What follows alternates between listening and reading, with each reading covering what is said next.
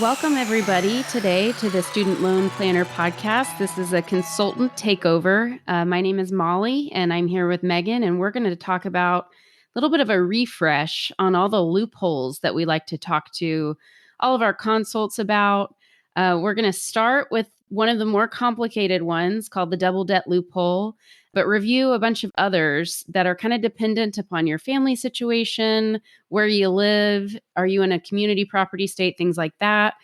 And then we're going to end with the also complicated double consolidation loophole for parent plus loans.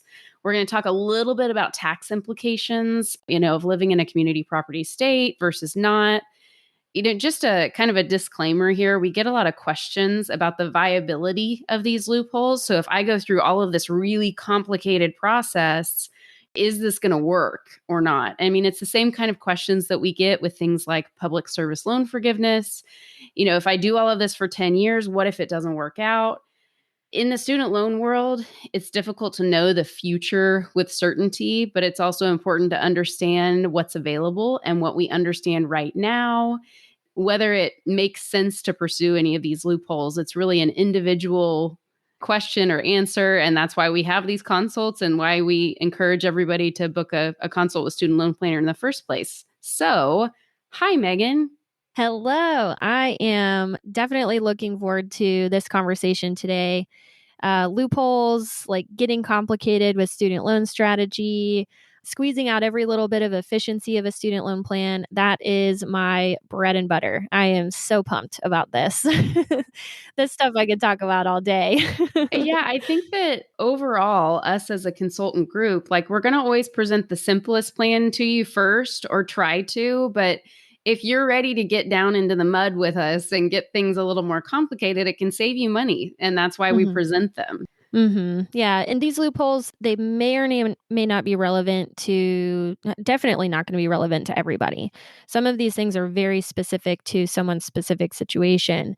But I think it's always good to know, have a general idea of what could be available in case something were to change. Like if you were to move states, or if you were to be married in the future, or move abroad. So some of these things are good to just at least be aware of, to know how to pivot when those life changes happen.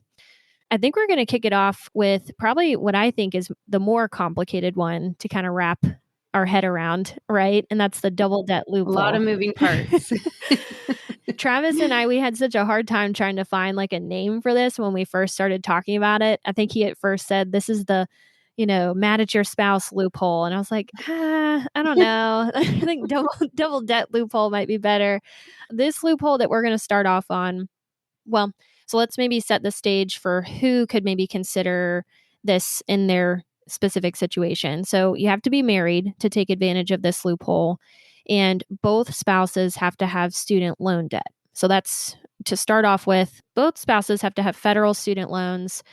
And as far as the balance and the income goes, it has to be something where either the balance difference between you and your spouse is very vast. So one spouse might have, 50,000 of student loans, where the other spouse has 150 or 300 or something. There's a big difference in the balance that's necessary for this double debt loophole to come into play. Or there's a big difference in income. So if we have about the same balance, but there's a big difference in our income. So say one spouse makes maybe 40,000 a year and the other spouse makes 90,000, but we have about the same balance size. This might be where the double debt loophole could come into play. And then the final kind of requirement, I guess you could say, for this loophole to be relevant is that either both of you or one of you has to be going towards some kind of forgiveness path for this to even make sense for us to talk about. So the double debt loophole, there's one repayment plan that no matter what, we're going to be utilizing between one of the spouses. What repayment plan is that, Molly? We're going to be using REPAYE for one of the spouses. Yep. And why are we going to use REPAYE? Let's kind of talk about how REPAYE is structured first, and then we could go into why. REPAYE is an income-driven plan that is always based on joint income. So even if you want to get tricky, which we're going to talk about in a second, like filing taxes separately, it's always going to be based on your joint income. So why on earth would we use that? Because REPAYE has this really interesting thing where we're looking at proportion of debt as far as what your payment will be. So I'm going to try to explain that a little bit better. So if one spouse owes significantly less in terms of their debt, or less of a proportion, let's say 15% of the total household student loan debt, then their payment is only going to be 15% of what the repay payment would be. Am I making sense? Yep. No, Okay. that does make sense. Mm-hmm. So for that spouse that owes less, even though it's a joint payment plan, and so you'd think it's going to be a much higher payment based on the fact that it's both of your incomes being taken into account, if you have the lower debt, you're actually going to end up with the lower payment. Yep. And it actually doesn't quite matter what the income was for you specifically. It's more so what was the income for the household, because REPAYE is going to look at the income for the household. That will derive what that payment will be for the household, but then it will proportionalize who's going to get how much of that household payment depending on who has how much balance. Yeah, so maybe like a one sentence response, since I feel like I dragged on forever, is the spouse with the lowest student loan balance will reap the benefit of what's called a proportionate payment allocation, choosing REPAYE. Yep. And so let's put this into an example. I think this one is always hard to kind of talk about verbally because it's so many different numbers you need to like calculate and compare. This is what we talk through in our consults with folks where it's applicable, but to maybe give a verbal example, I had a situation like this last night, actually, one of my consults where married couple, both have student loan debt, both are going towards forgiveness. One is going towards public service loan forgiveness. The other is going towards the longer term forgiveness on one of the income driven plans. And the balance sizes were very different. The income wasn't too off from each other. The spouse going towards the longer term forgiveness was making about 110. The spouse who's going towards public service loan forgiveness is making about 80,000. So their incomes aren't too far off, but their balances were. So the spouse who's going towards public service loan forgiveness, their balance was about 96,000. The other spouses going towards the longer term forgiveness was about 306. So very big discrepancy in their balances. Now, they came to us because they wanted to make sure that they were doing everything correctly. They wanted to make sure they were on track for PSLF, and they were already filing taxes separately. So this is way before they even started talking to us or working with us. But they knew that filing separately would keep their payments based off of their own income. Which is kind of step one of this loophole, right? Yes, you're exactly right. You need to file your taxes separately. So I'll just, segue in with that. No, that's a great way to segue into the requirement to be able to implement this, is that we do have to be filing taxes separately to be able to take advantage of this loophole. And so they were already filing separately. They weren't doing this loophole, but they were filing separately because they knew that the spouse pursuing PSLF, their income was less. And so they wanted that payment to be based off of just their own income to be able to pursue PSLF as efficiently as they thought possible. And then the other spouse knew that they would have to start filing separately regardless when the other spouse's loans were forgiven with PSLF. So they were already just getting into the habit of that.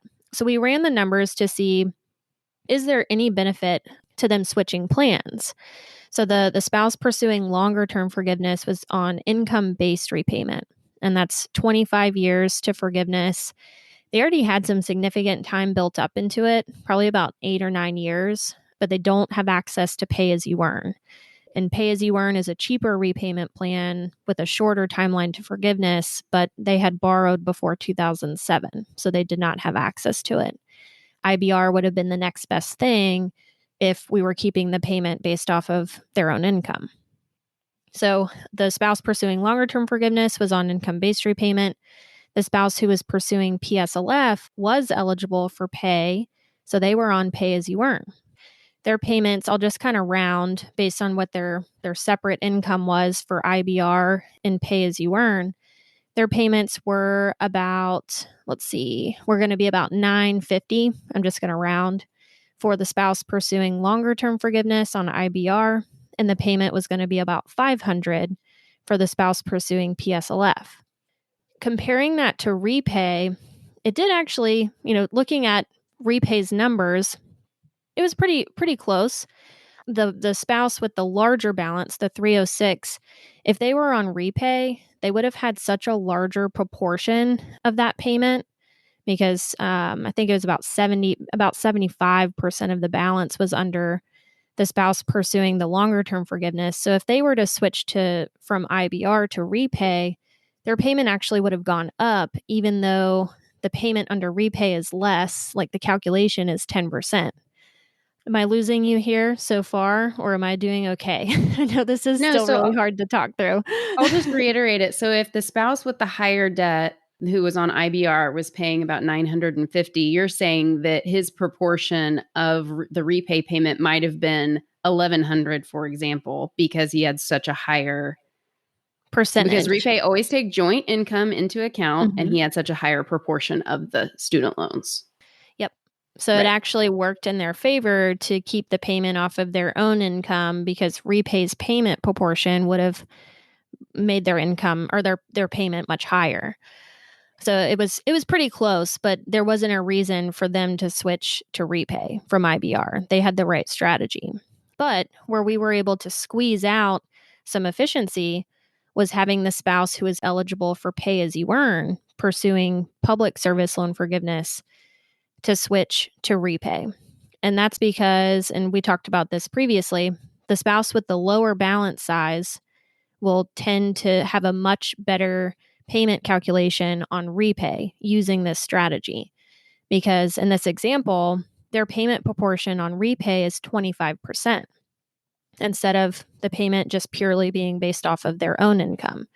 So that calculation, it dropped their payment from about $500 down to about $290.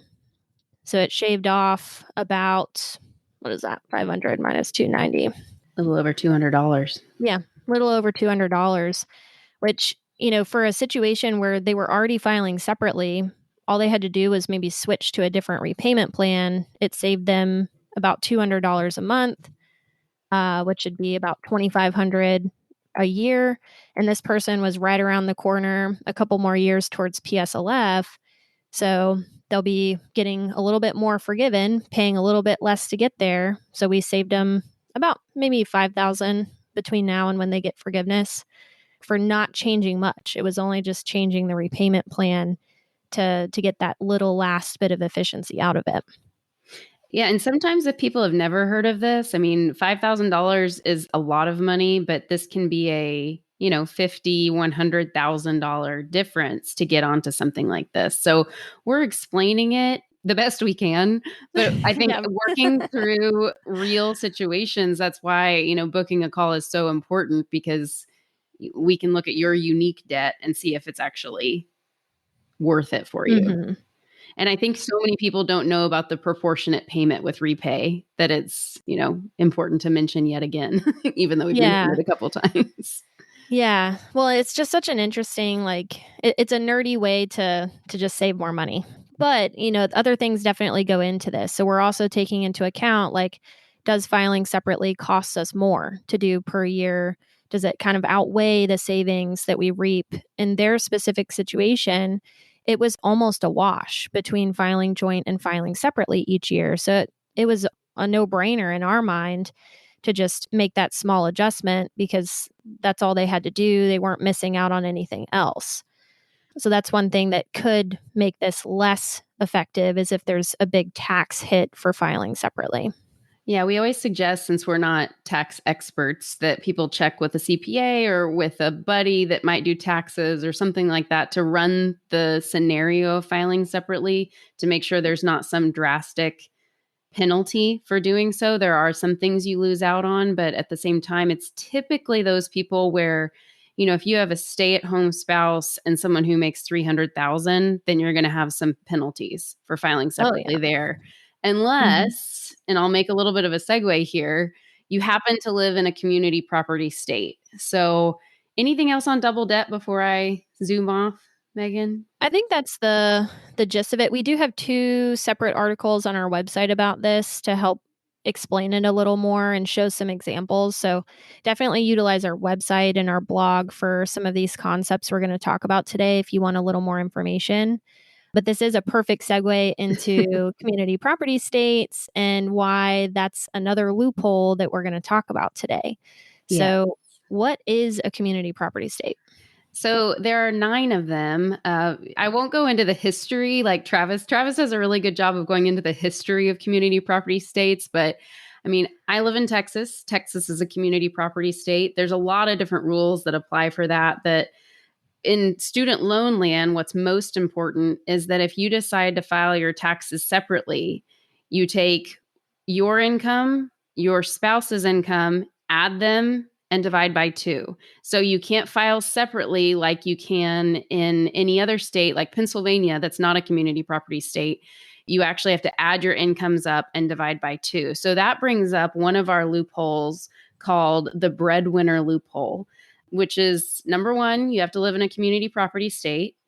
You usually want to have one spouse who has loans who makes a very large income, and the other spouse maybe stays at home or has a much lower income. So we'll use an example here where, maybe you're a dentist making $200,000 and maybe you have a spouse who stays home with the kids making nothing, or maybe has a part-time job or something that's closer to zero than 200,000. So if you file a separate income tax return, then what happens is that the $200,000 earner shows an income of $100,000 and the spouse shows an income of $100,000. And so the breadwinner loophole is to say that there is a breadwinner in this situation, but the breadwinner can basically split their income in 2. And that is great for income-driven repayment options because the income would go off of basically half of what your income is. You would obviously choose either pay as you earn or IBR in this case, not repay, because repay is always based on joint income. But you basically get to enjoy a payment based on half of your income rather than your whole income. There's other things you can do like maximizing your 401k and your HSA, which you can do with all of these plans that makes your income even a little bit lower. Yep. And when I started doing student loan planning, I don't live in a community property state. I live in Georgia. And so it was such an interesting concept to me to where the income would not be your own that's on your tax return. If you live in Texas, California, Washington State, some of these states, it would be the average between you and your spouse. And what's also really interesting is if you are filing taxes separately in a community property state, you want to make sure that you're either working with a qualified tax professional or you want to double check that your tax return is being filed correctly. Because I see this done wrong constantly, Me too. even by like experienced CPAs, because filing separately, we have to understand filing separately is also something that's abnormal. Most married couples file joint. So most CPAs don't file a lot of separate tax returns. And when you throw in that extra layer of being in a community property state, they might not know to divide the income in this way. There's a specific form that you have to submit with your tax return to be able to do this correctly. It's the Form 8958 form. Oh, From that's the what I IRS. was guessing. I had it right. Yep. I was going to say, isn't that 8958? Yeah. There we go. And so, kind of an embarrassing story. I had a consult. So this was a little while ago. This is how embarrassing it is to me now.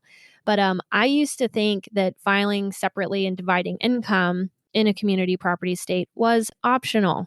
I thought you could either opt into doing that or not because of how many times I saw it be done wrong and because of how many CPAs I had talked to about their client's tax return.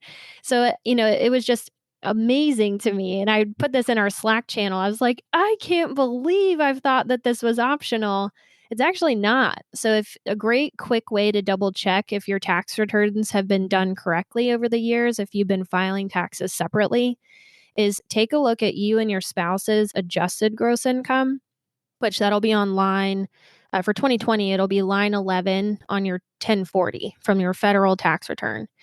If your adjusted gross incomes are identical, then it was done correctly. Oh, great point. Yes. If they are different, if it's your income on yours and your spouse's income on theirs, it was done incorrectly, even if it was filed separately. The income has to be divided evenly. And I ran this by student loan tax experts. We recommend quite a bit because they are very familiar with why people file separately for student loan purposes. And I was talking to Ben over there about, I can't believe this is the case. And he's like, yeah, to add to like your shock, like we get audited or like asked by the IRS constantly why we're dividing income this way for people in these states, more so than we get asked about other tax returns. Like in other states within the IRS, it's not something common. So they don't see it Wow. all the time. So they reach out to the CPAs asking, why did you file it this way? It's like, actually, you're legally supposed to file it this way. It's your rules, guys. Your rules. Cool. So I'm just amazed at like how complicated like our tax code can be. And of course, throw in student loans, it gets extra complicated. So that's a little bit about just my drama with learning more about community property estates. Well, and again, so it can really help in the breadwinner side. So if there's one spouse not working or making significantly less, well, let's talk about the other, which is the reverse breadwinner loophole, which we've written less about and talked a little bit less about, but it's a similar concept. Just think of things in the reverse. So you're a couple living in a community property state, and you want to take advantage of filing your taxes separately because you've heard us talk about it over and over and over again. But just splitting your income in half maybe won't help. So maybe you're a resident or you're a nurse making about $50,000 a year, and your spouse is in the business world and makes $200,000. So if you're in Texas like I am, and you split that in half, that's $250,000 divided by 2 is 125. So I'm making 50. I don't want to show 125,000 because that's not accurate. So it has to be in a community property state.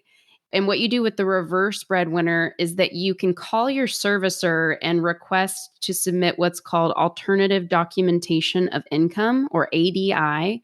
And that is your pay stub most often. There's a lot of different definitions of alternative documentation of income, but you can say, we filed our taxes separately, but $125,000 does not represent what I make in a year. Can I send you my pay stubs instead? And according to studentaid.gov, it's up to the servicer as to whether or not they will say yes to that.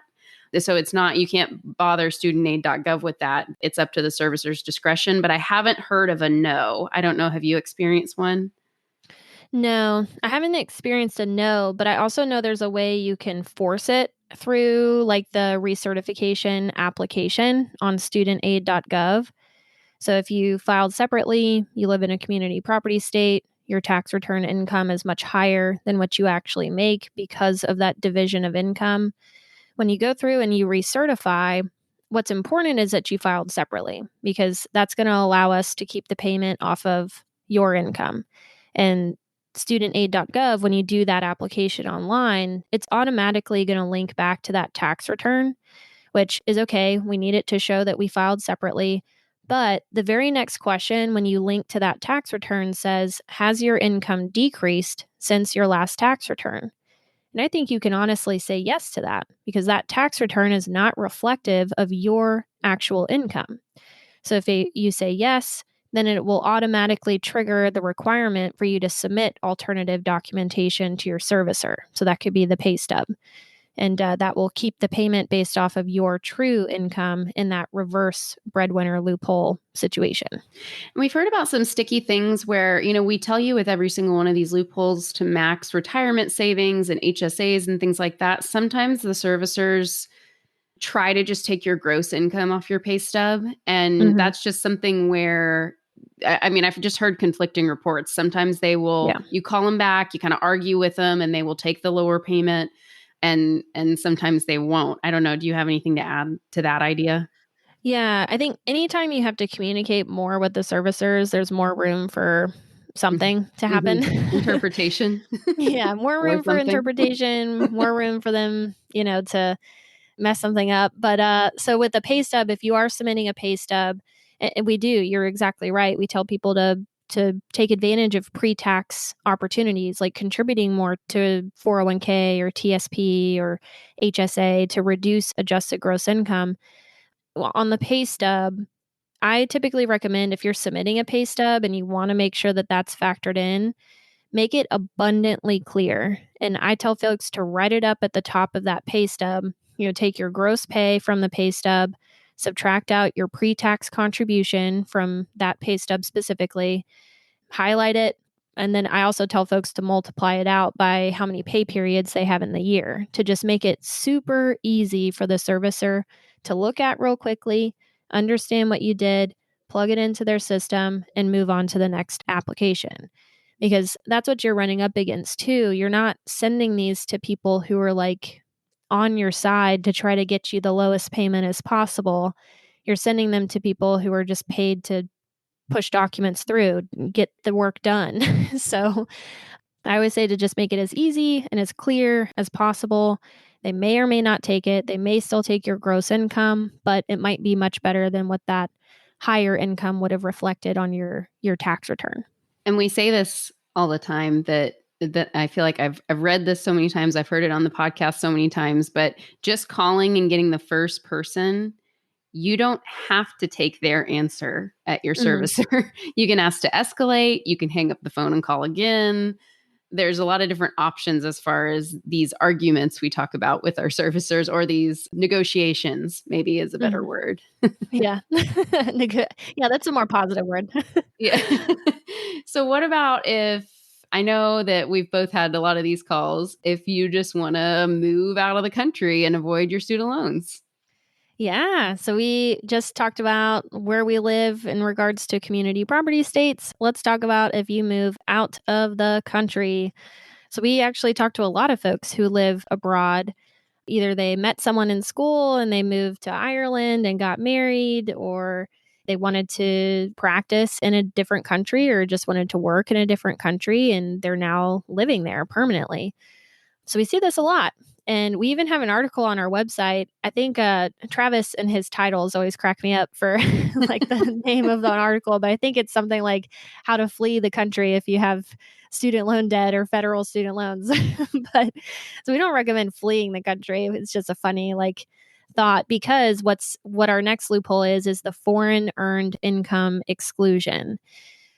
Foreign earned income exclusion, what this means and who this is for is that it is for folks who have federal student loans here in the States still, but who have moved abroad and are earning income abroad. So this doesn't mean they're working for like a US based entity just outside the country.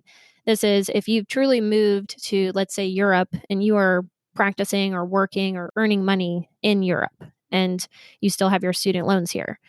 So this is also for folks who are living there permanently at this time. It doesn't have to be indefinitely, but if you're living there permanently right now and you feel like you'll be there for a long period of time, this foreign earned income exclusion loophole can be something to look into.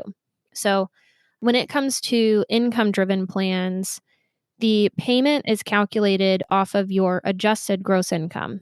And like we mentioned earlier on the recertification application, typically links back to your most recently filed tax return. So if you're living abroad, you do still have to file taxes here in the States. And there is that foreign earned income exclusion, which will exclude up to 108. I think right now it's 108,700 of income from your U.S. tax return. So if you made 80,000 abroad, your adjusted gross income on your tax return here in the States is going to show zero. And if you made, 110 abroad, your adjusted gross income here in the States will show maybe 3,000. Which translates to a $0 income-driven repayment. Exactly. $0 student loan payment. Yeah. Yep. So if you have a large student loan debt balance here and you're trying to figure out how to handle it because you can't refinance since you live abroad, you don't really have credit anymore since you live abroad, definitely look into pursuing the longer term forgiveness path on an income driven plan. Because if your income is lower than 107 or just anywhere close to that, your payment can be as low as $0 a month or is, maybe really little if you're slightly over that. And then you can just write out that longer term forgiveness timeline, either 20 years on pay as you earn or 25 years with repay or IBR, and save up for that tax implication if that's going to exist in the future. So it's a great way to, we were joking about this earlier, send our best and brightest abroad and encourage them to not come back. It's horrible. Well, and I actually just getting ready for a consult one time searched for this to make sure that I was saying it appropriately and I knew what the current exclusion amount was. And this is something that's on the IRS website. So it's not necessarily student loan specific. It's something that operates for anybody that moves abroad. You still get this earned income exclusion, but it certainly applies to income driven repayment with regard to student loans. So when we say, will these be around forever? I mean, that this one is almost more of an IRS decision than a student loan decision in the future, but I can't imagine it going away. Mm-hmm. Yeah. So it really is something that can bring a lot of relief to some. Like I had someone who had moved abroad like a couple years ago. They had pretty large payments before they left because they were a veterinarian here in the States, making decent income, moved abroad, making a little less because the exchange rate from the country they lived in, met and married someone abroad. They're not a U.S. citizen, but she was still filing taxes here in the States. And she was getting ready. She called us because she was starting to prepare for that, $800, $900 payment to be kicking back in February when payments resume. And we walked through the math and I was telling her, hey, if you just link it to the tax return to verify income instead of calling them with like your foreign income, because that's what's also kind of confusing is since she had moved abroad, she stopped using that online application for whatever reason. She felt like it was more complicated, so she needed to call the servicer to give them verbally what her income was going to be.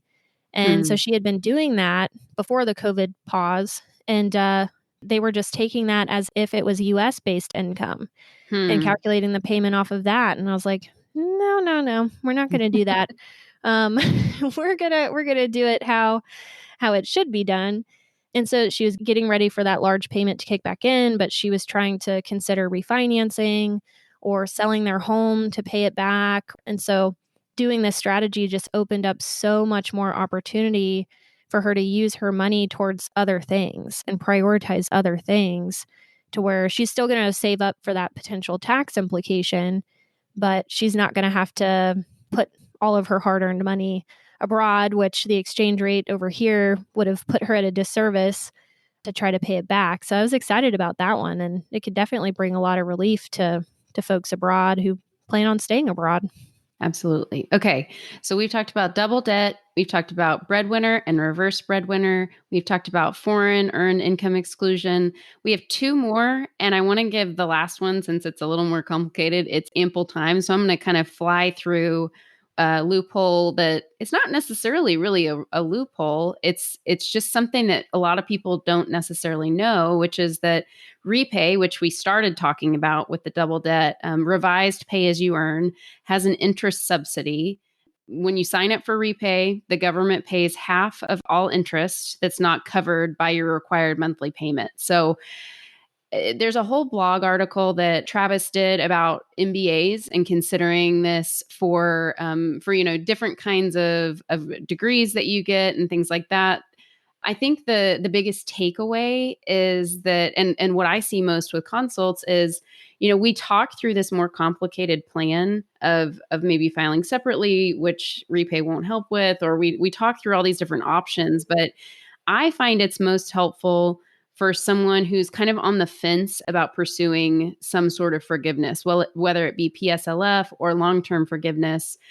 Signing up for REPAYE when you're still single, maybe you're just out of school, it gives you a few years before interest starts creeping up to where if you just decide I want to refinance and be done with these or change your strategy a few years down the road, it's helpful to be on that versus pay as you earn or IBR that have some subsidized loan interest subsidies, but it's very small and it's only for the first few years. So REPAYE has a huge interest subsidy that, I'm trying to say this as clearly as I can, you essentially would be able to refinance not that much more a few years down the road. So, for example, you start working at a not-for-profit, you're single, you're just out of school, and you're pursuing public service loan forgiveness, but you think in a few years you might want to change your mind and go for a totally different job. We usually suggest that people get on REPAYE for those first few years in order to save interest from creeping up. Because again, working for a nonprofit, maybe you're not making as much money as you would in the private sector. And so, you have a low income driven repayment that doesn't even cover the interest that's accruing on your loans. The interest subsidy is very helpful in that specific scenario. So who is it best for? There's a lot of different ways we could talk about that. I would say when you're single, REPAYE and PAYE are both 10% of your discretionary income, and REPAYE has the bigger subsidy. It might be a good place to start, but we also don't want to overcomplicate people's lives and say, be on REPAYE until you're single, and then remember 5 years down the road that you need to switch before you file your first joint tax return.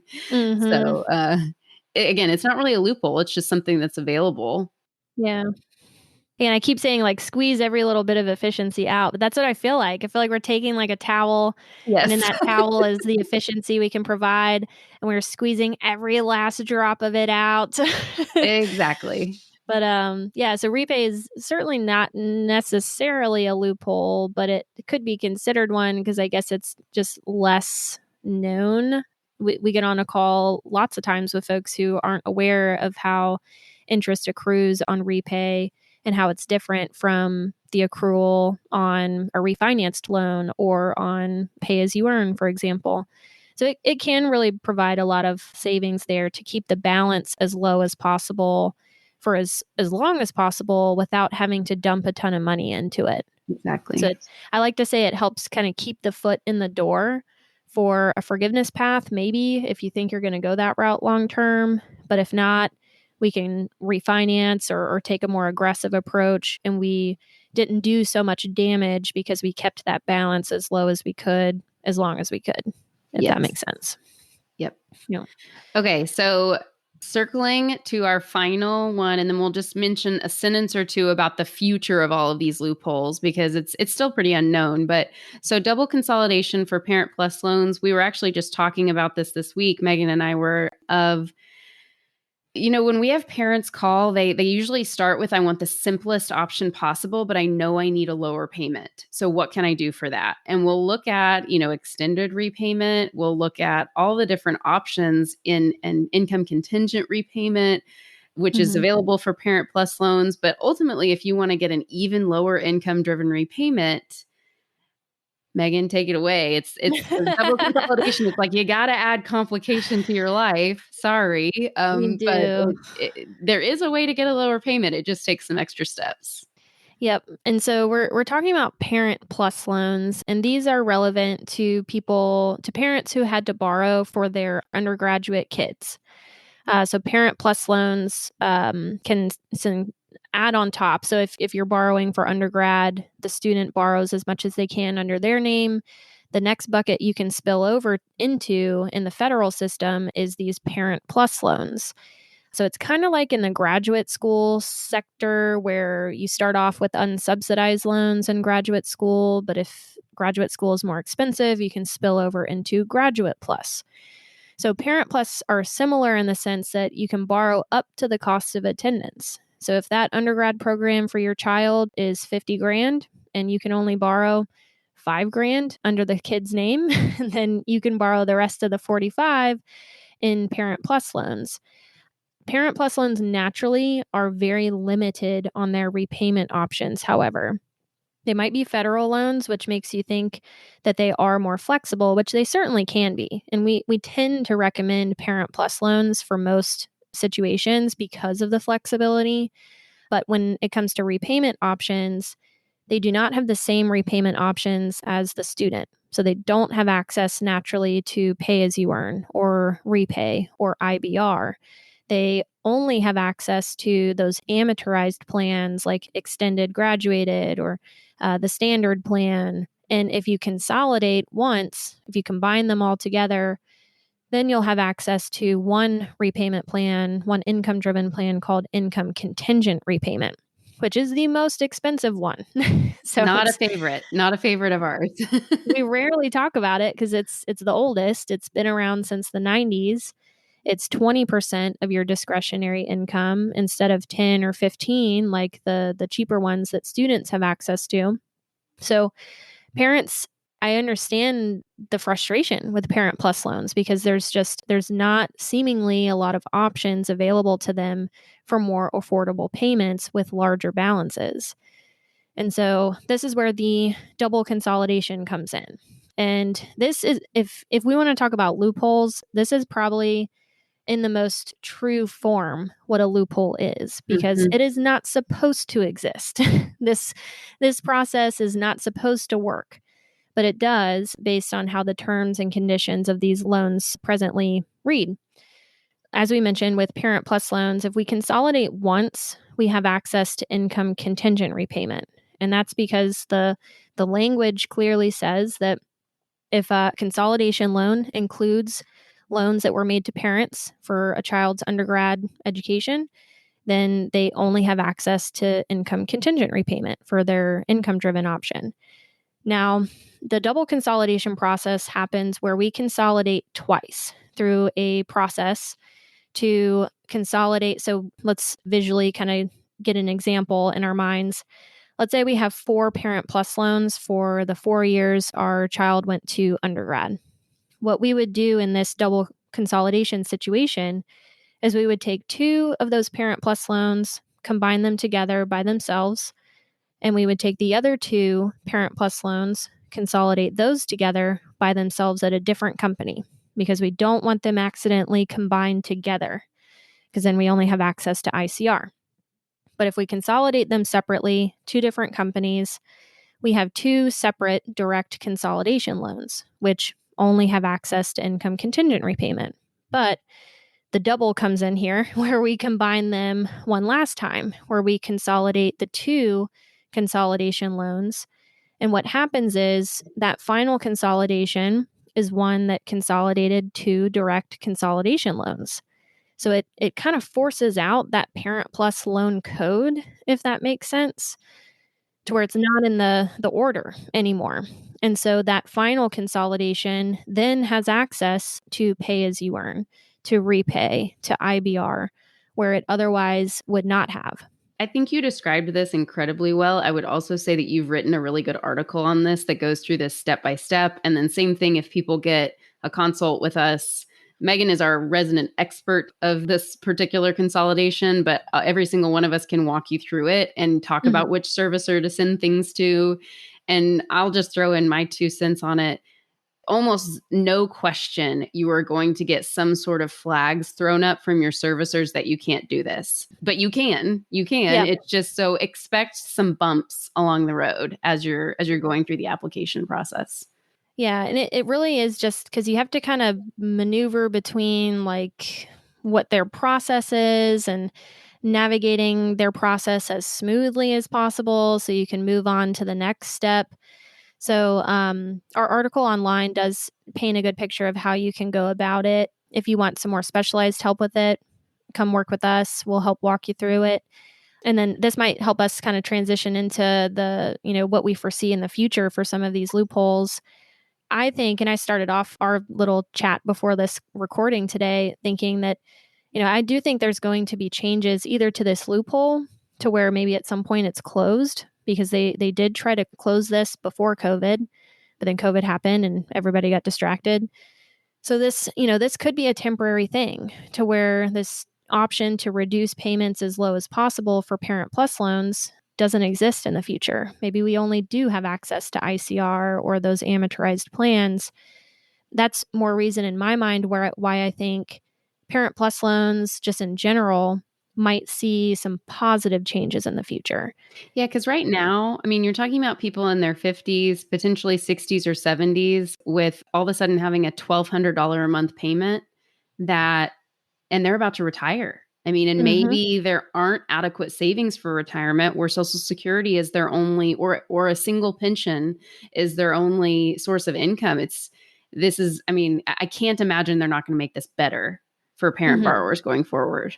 Yeah, the limited nature And then the compounding problem, Parent Plus loans, just the sheer amount of people who are borrowing these and the sheer amount of like debt load that we're seeing for these Parent Plus loans is increasing astronomically. Like I think a report I was looking at was it has increased by 25% since I think 2008, maybe from 2008 to 2018.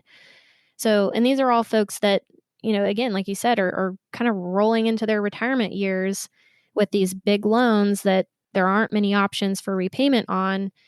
So it is a problem that I think we, are going to see more and more often, to where we have to get as creative as possible to make sure that these folks can have a good game plan for these loans.